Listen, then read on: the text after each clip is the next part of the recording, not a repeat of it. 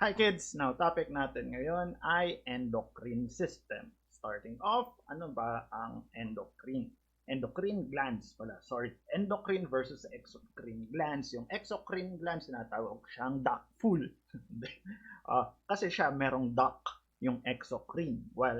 Whereas yung endocrine glands, sila naman ay tinatawag na ductless gland. Wala silang duct. Ibig sabihin, yung kanyang secretion diretso sa blood supply ng animal. Starting off with the pituitary gland or the hypophysis cerebri of the animal. So this is a complex structure which is arising from two parts to embryonic structure, the infundibulum of the third ventricle coming from the which is the pars nervosa, and the Radke's pouch of the which is derived from the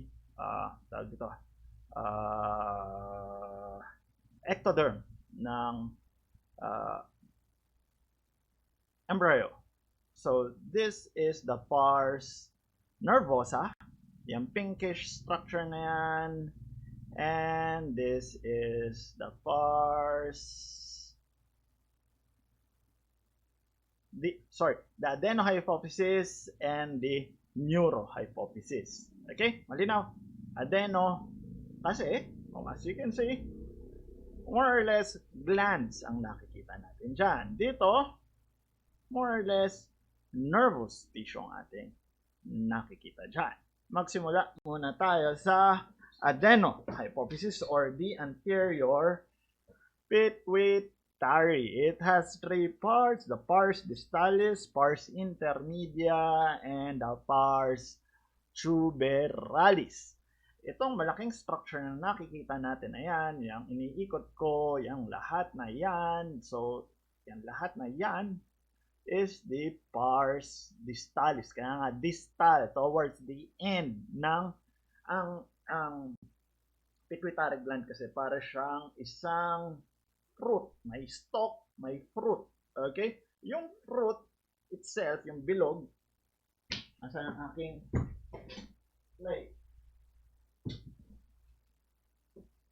Na, meron tayo nito. Okay.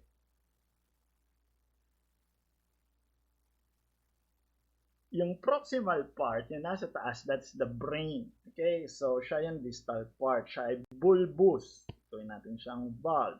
Meron siyang stalk. This is the distal end. Kaya siya tinawag na distalis. However, this part, nahati siya sa dalawa. May nervosa, may neurohypophysis, merong anterior o adenohypophysis. Yung pars distalis, eto lang yan. In between them, hindi gaano nakuha sa section na to. Actually, itong part lamang na yan. This one and this one. That is the pars intermedia. Okay? Intermediate part, nasa gitna nung dalawang hypophysis, adeno and neurohypophysis. This is the pars intermedia. Punta tayo sa pars tuberalis. Okay, so this is again nervosa, that is the infundibular stalk. Yes, this is the infundibular stalk. Nakabulol yun ah. Infundibular stalk. We have here is the pars tuberalis. Okay, so siya ay mas proximal ang kanyang location. Nadoon pa siya mismo sa stalk, yung pinag-usapan natin kanina, na ito pa yung pars tuberalis. Nakaikot siya sa infundibular stalk pababa doon sa neurohypophysis. Ang distal end nitong infundibular stalk is the neurohypophysis, whereas ang distal end nitong pars tuberalis is the pars distalis ng adenohypophysis. Kung ano-ano ang mga sinisikret nila ay sa physiology nyo na lang siya i-discuss. Doon na lamang mag-focus na lamang muna tayo sa histology kasi sobrang dami pa natin Kailangan namin maipakita sa inyo. Okay, balik muna tayo dito sa pars distalis. Let's identify the cells, which is a part of the pars distalis. Okay? Para makita nyo kung saan ko siya hinanap. Okay, punta tayo dito sa gitna ng pars distalis. Yan, gitna yan ng pars distalis. Let's observe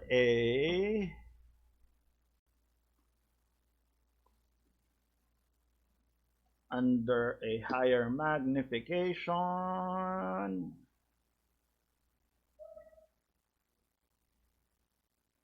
Also, nga pala, regarding those parts na yun, pars intermedia, pars distalis, at saka pars tuberalis, walang stroma na separate sa kanila. Okay, so indistinct yung kanilang separations, kaya mahirap natin sila hanapin. Or depende na lang sa type ng cells kasi na present doon sa region na yun.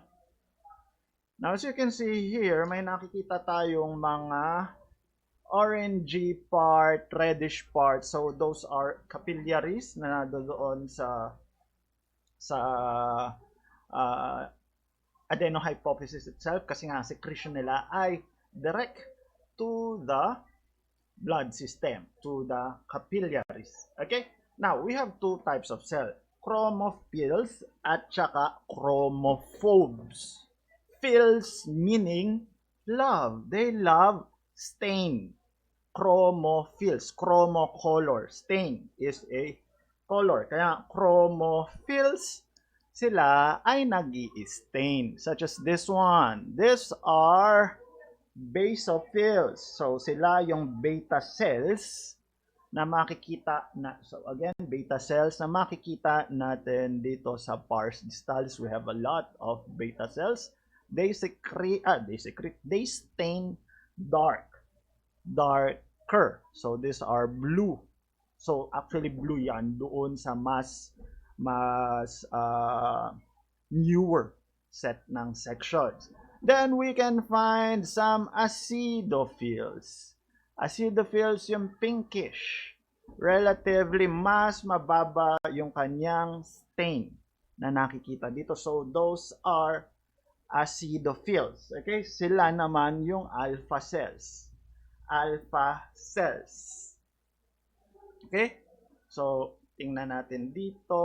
Meron pa tayong makikita dyan. Again, we have basophils here. Beta cells, beta cells, beta cells, beta cells yan lahat. Ito ang mga acidophils. Alpha cells.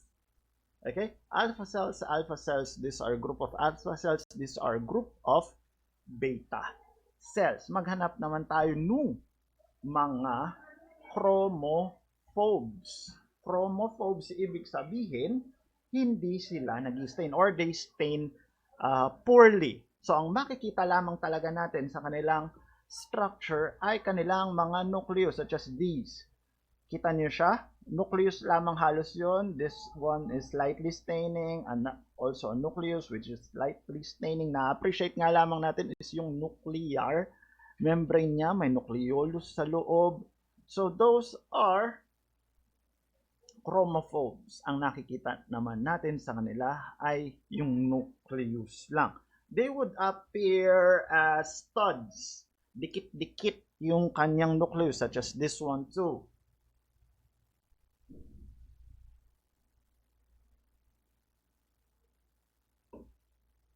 Ito, para mas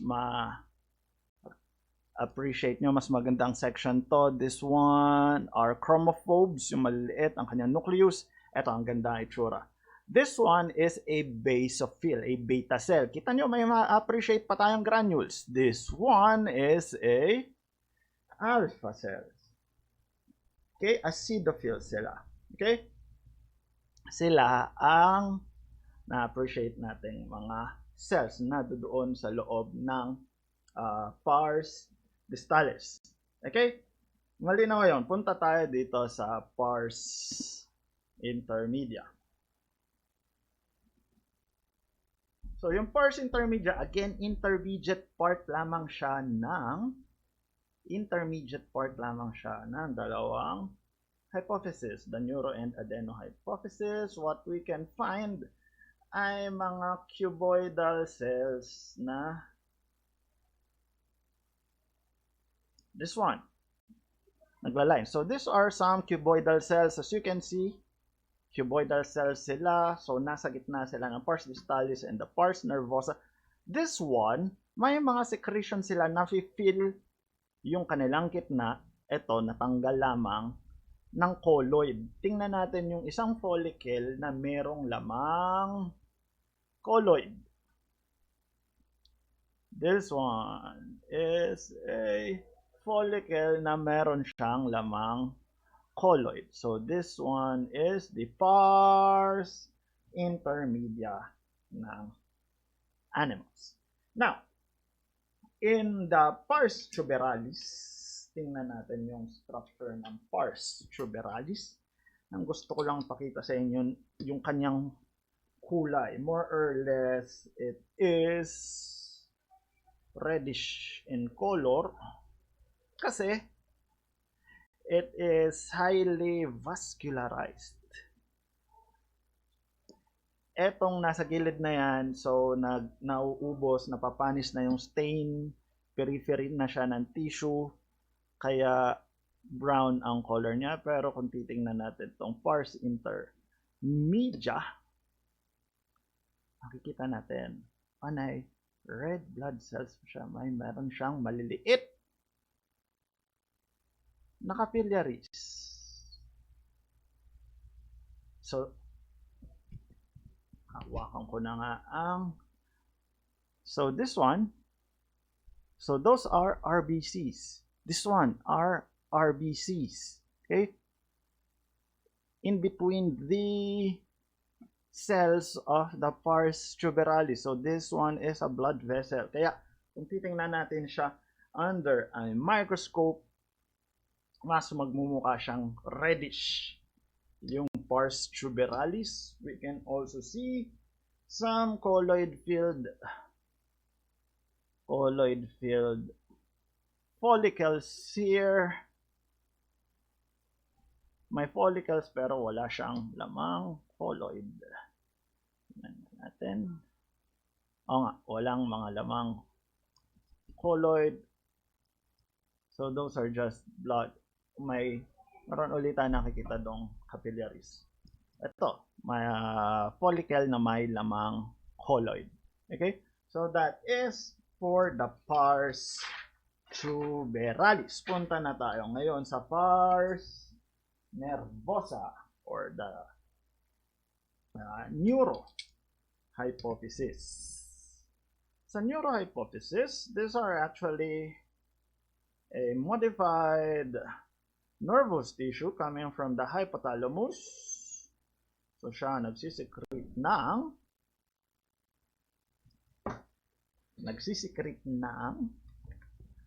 oxytocin and ADH, antidiuretic hormone. Okay? Ay, ba't ko sinabi sa physiology nga pala yun? Okay, as you can see here, these are nerve bundles. Paano natin nasabing bundle siya? Tingnan nyo to, ha? Mukha talaga siyang bundle. That is a bundle, that is another, this one is another bundle, this one is another bundle, another bundle. Nerve fiber sila. Okay? Pero maraming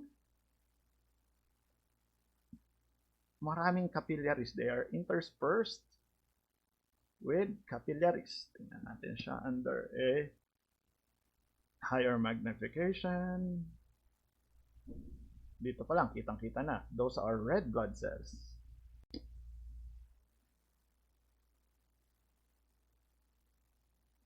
Oops. Ano?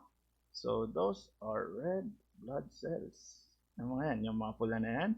So, those are capillaries in the pars nervosa of the pituitary gland. So, kapag ino-observe nyo siya, galaw-galawin nyo yung fine adjustment, ma-appreciate nyo, sometimes kita pa yung shape ng RBCs. So, again, those are RBCs. Yan, no? Diba? pag ginalaw ko ito ng mabilis. Yan. So, that is a capillary. Okay? So, that is a nerve bundle. So fiber na lamang yung ating nakikita. Nasa nasoma niyan? Doon sa taas. Nasa supraoptic at paraventricular nuclei sa hypothalamus. Doon siya. So, axons na lamang yan na bumababa. Nerve fibers na lang na bumababa. So, hindi natin makikita ang nucleus ng mga soma na yan. Ano yan, Doc? Mga nakikita nating may mga nucleus. So, ano ba laging kasama ng mga neurons? Yung kanilang mga neuroglial cells. So, these are the pituitarides. These are the neuroglial cells scattered along the nerve fiber ng pars nervosa. Malinaw? Gets? Okay. Next is the infundibular stalk of the pituitary gland. Again, so makikita natin sa kanya is just the same as that of the pars nervosa. So again, so these are, ito yan, this one, yung nasa gitna na yan. They resemble the pars nervosa of the pituitary gland. Okay, made up of the nerve fibers along with their pituicytes and some blood vessels. Capillaries. Okay, so you can see some are capillaries. Yung lighter portions na nakikita natin dyan, nerve fiber na yan, and those are the pituicytes na nagflank doon sa mga nerve fibers. Okay, ng infundibular stalk. Malina, I really hope na appreciate nyo yung itsura na yan kasi lalabas din yan sa exam. Punta na tayo sa thyroid gland. Thyroid gland is a parenchymatous organ, dalawang or bilobe parenchymatous organ na nasa throat region ng animal. Dito tayo sa gitna. I-appreciate natin yung gitna. Kasi yung gitna, dyan natin makikita yung iba't ibang sizes ng follicles. Yung mga bilog-bilog na yan. So, those are the follicles of the thyroid gland. Anong nakikita natin sa gitna? Those are colloid. Yan yung secretion ng mga follicular cells na nadoon sa gilid ng follicles niya. Tingnan nga lang natin kung may capsule. Yes, may capsule siya. Manipis lang pero na kakalas na. Again, this is a large organ. Kaya to, kita natin, made up of dense, irregular connective tissue, yung kanyang capsule. Okay. Punta again tayo dito sa kanyang follicles. Tingnan natin ang lining epithelium nung isang follicle.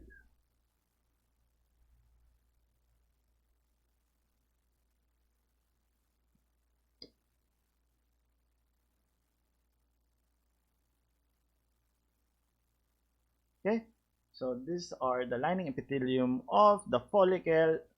It is made up of anong type ng epithelium? O secretory siya. So more or less, it would look like a cuboidal cell. Diba? Those are made up of cuboidal cells. So yung mga follicular cells, yan yung atin nakita. Follicular cells. Okay? Then we will find some cells that resemble that structurally. The colloidal cells or the follicular cells, pero hindi sila nakadikit sa lumen. So kita nyo to. So those are follicular cells. Then may layer dito sa other follicle. This group of cells, these are the parafollicular cells. They stain lightly, pale staining cells at the periphery of the follicle. Okay? So, yung nag-stain na yan, as you can see, this one stains darker than this group of cells. So, these are the parafollicular cells or C cells. C cells, seashells by the seashore. Okay? So, as you can see here, again, these are the follicular cells. Etong nasa gitna na yan ay mga parafollicular cells. That is a colloid secretion ng thyroid gland, which is, hindi ko na sasabihin, again, sa physiology yun. Okay, now this thyroid gland is being flanked by another exocrine gland. Hanapin natin kung itong section na to ay meron. Walang nagfa-flank sa kanyang, wala siyang katabing. Yun ba yun? Hindi. Colloid pa rin sila. Okay? Parathyroid gland. Look at this. The parathyroid gland. Doc, mukha lamang din siyang thyroid gland. Yes, correct ka. Kasi thyroid gland yan. Nasaan ang parathyroid? Yun. Yan lang ang parathyroid gland. Parang salimpusa sa thyroid gland. Okay? So, ganun ka-close yung dalawa. Parathyroid at saka thyroid gland. Okay?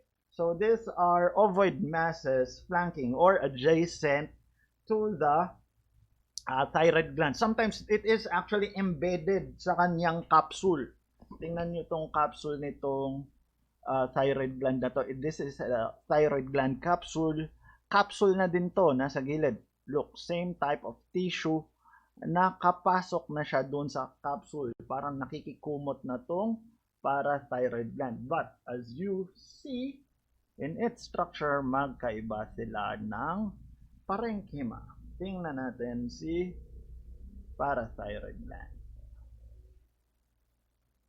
We have two groups of cells sa parathyroid gland.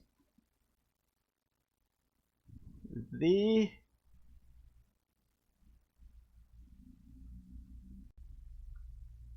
chief cells at saka occipital cells. Yung chief cells, these are the small polygonal shaped cells that forms the cords.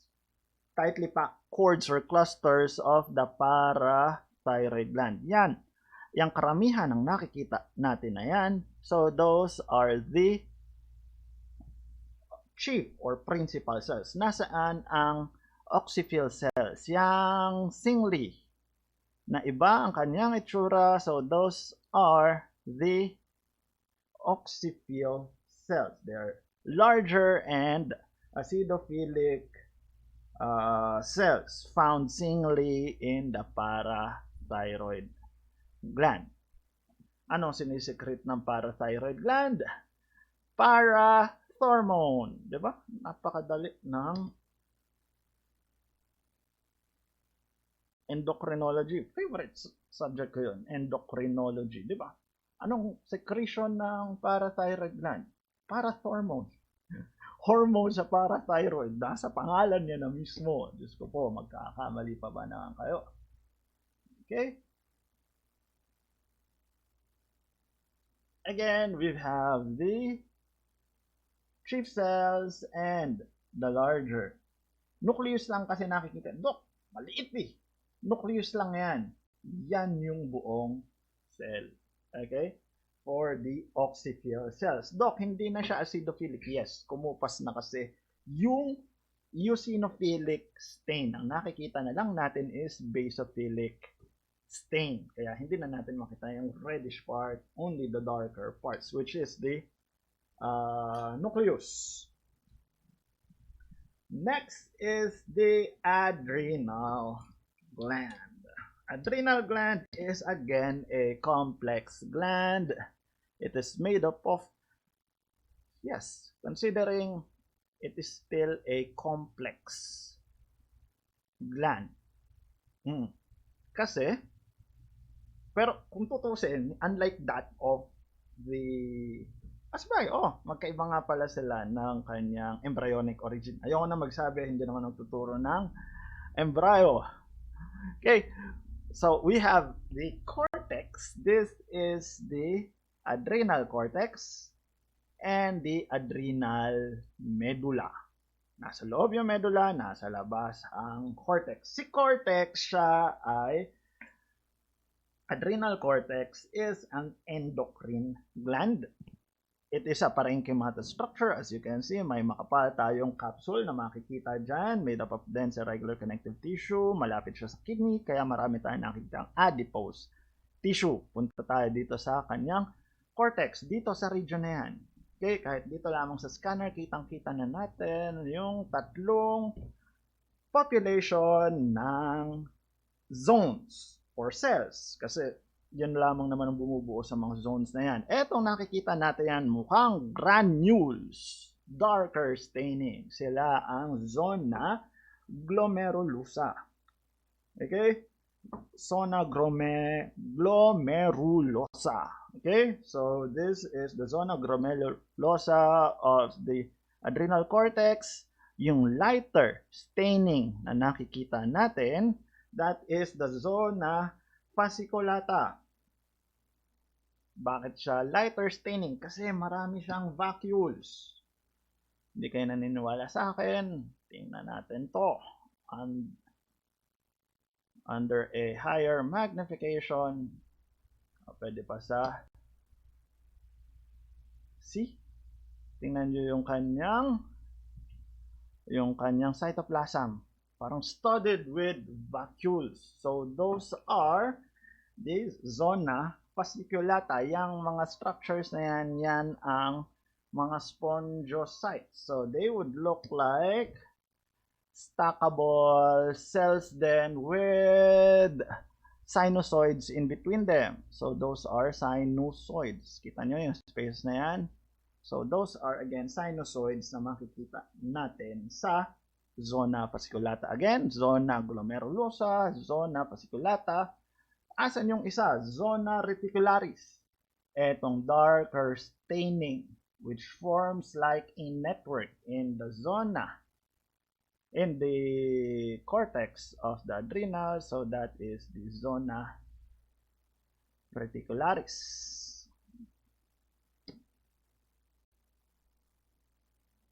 Tingnan natin siya under a higher magnification.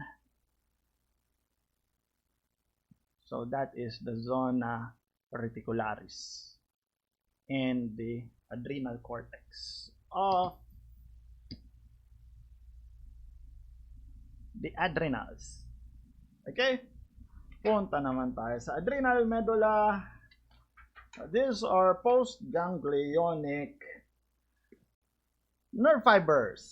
Yan yung dulo ng mga yon, secreting norepinephrine and epinephrine. Bakit ko sinabi? Dapat kayo nga pala magre-research noon.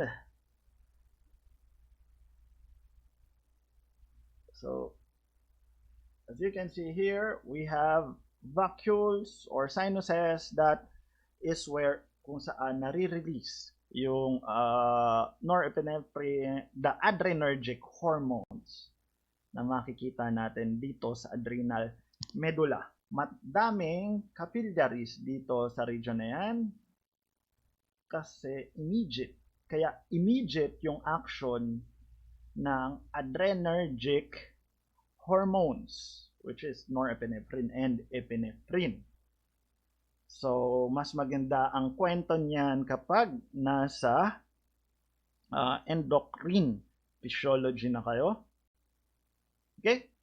So, ang ganda nitong section na yan. Kitang-kita natin yung different zones. This is the adrenal medulla. This is the adrenal cortex. Kita natin yung kanyang capsule. Merong reticularis, may mga fasciculata, and the zona glomerulosa.